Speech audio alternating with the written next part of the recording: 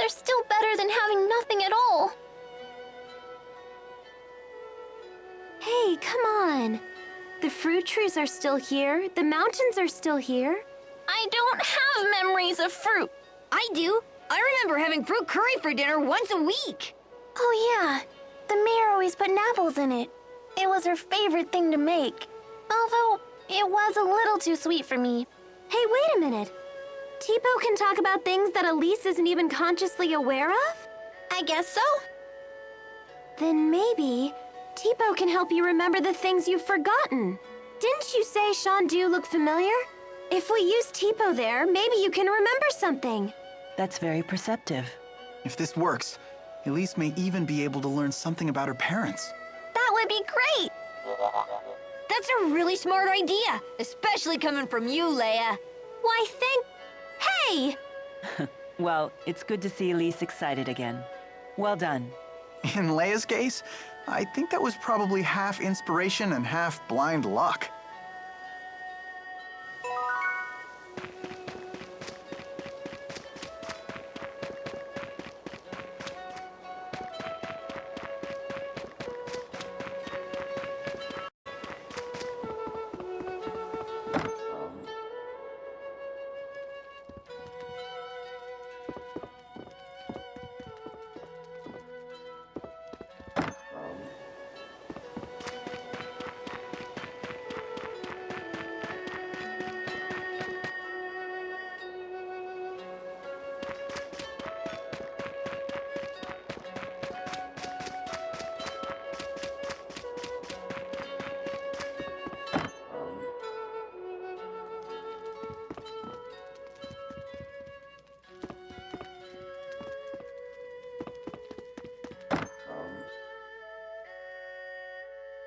So this is where they kept you, huh? How long were you in here? I'm not sure. Really long, or kinda short. It was a blur. What would have happened to you if we hadn't come along? The big man always used to say that I should try and get along with the villagers, so that maybe I could live here one day. I'm sure he meant well by that. But you can't just ask a kid to live alone in some strange town. There sure are a lot of barrels here. Don't drink from those! They're full of strange juice that makes you dizzy. This is porridge wine. It's a type of liquor that glows in the dark. The longer it ferments, the mellower the taste and glow. After 10 years, it'll shimmer like the moon. That's why they call the top shelf version Moonlight. You sure know a lot about it. Naturally. This flavor certainly is deep and rich. This may be one of the best things I've had.